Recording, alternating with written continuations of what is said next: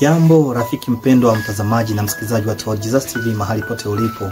Saa hizi na kusalimu mara tena katika jina la Yesu Kristo, nikutakia mibaraka ya Mwenyezi Mungu kuwa pamoja nawe mahali pote ulipo, kwa uaminifu wako wa kujifunza neno la Mungu siku baada ya siku, na kwa uhusiano wa kina zaidi ambao umeanzisha pamoja na Mungu, na uhusiano ambao unao pamoja na marafiki mara unapowasambazia mahubiri na kuwahubiri kwa matendo na kwa masomo. Mungu akubariki. Leo tuko kwenye robo ya kwanza mwaka 2025, inazungumzia upendo na haki ya Mungu, na somo la juma hii ambayo ni somo ya 11 inazungumzia kuhusu ningefanya nini. Lakini leo Jumapili tuzungumzie somo nzuri ambayo itakuja kubariki, inazungumzia kuhusu Kristo mshindi.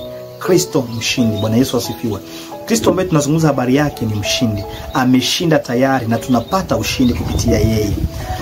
Utaelewa ya kwamba tumeona maandiko yanapoeleza shetani ya kwamba shetani ni mdanganyifu. Alidanganya ulimwengu tangu mwanzo, na sio tu ya kwamba alidanganya ulimwengu tangu mwanzo, lakini pia ni muongo na mshitaki wa Mungu na wa watu wake huko mbinguni, na tena ni mtawala mwenye kujitawalia mamlaka pasipo haki ya ulimwengu huu. Lakini zaidi ya yale yote, jambo la muhimu tujua kwamba Yesu amemshinda tayari. Tutasoma kwenye Yohana 18:37 na kuangalia hili linatuambia nini kuhusu kazi ya Kristo kupinga udanganyifu wa adui, na inamaanisha nini kwamba Yesu ni mfalme. Karibuni.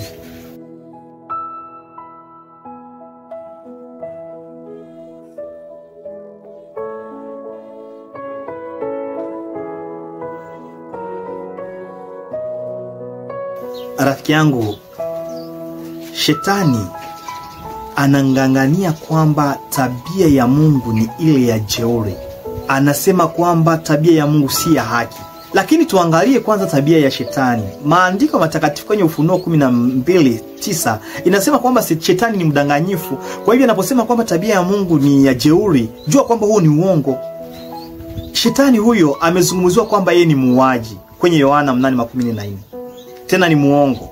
Na Ufunuo 12:10 na Zekaria 3:1-2 inaonyesha kwamba yeye ni mshtaki. Huyo shetani kazi yake ni kushtaki, na yeye ni mtekaji nyara, akiwapata watu na wafanya kuwa wafungwa, na anawateka nyara katika dhambi, na anafanya juu chini wapate kubaki humo na wasiji wakajisalimisha na kumrudilia Yesu. Hiyo ni Yohana ya kwanza 5:19.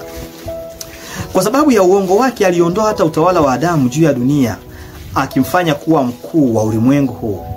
Lakini Yesu alikuja kuchukua mamlaka yale ambayo sisi kupitia mzazi wetu awali Adamu na Hawa waliopoteza.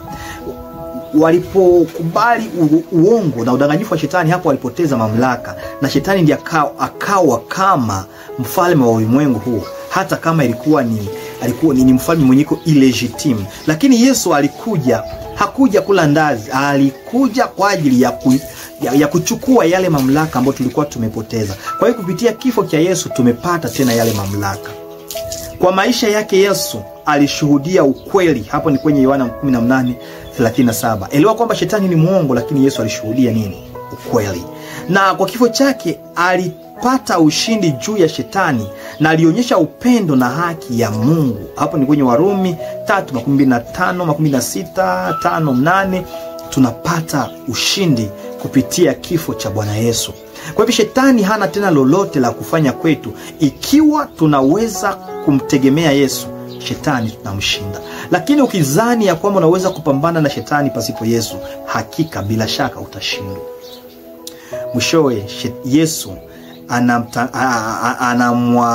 atamwangamiza huyo shetani na uovu wote na waovu wote ambao kwa makusudi wamekataa kufuata neno la Mungu na wameamua kufuata uongo wa shetani.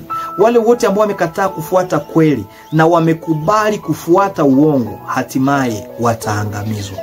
Kwa hivyo ombi langu kwako mpendwa mtazamaji ni kukumbusha tu ya kwamba shetani ni muongo. Ndio, lakini Yesu ni mkweli. Na kwamba wote ambao wanaweza kukubali na kuamini ukweli ambao tunapata kwa Yesu, wale ni washindi. Ndio, wamemshinda tayari yeye shetani kupitia damu ya mwana kondoo. Je, unataka kuwa mshindi kama Yesu?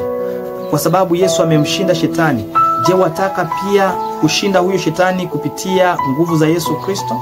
Kristo ambaye ni mshindi. Je, unataka ushinde kupitia Yesu Kristo? Ikiwa ni kusudi lako, tuombe.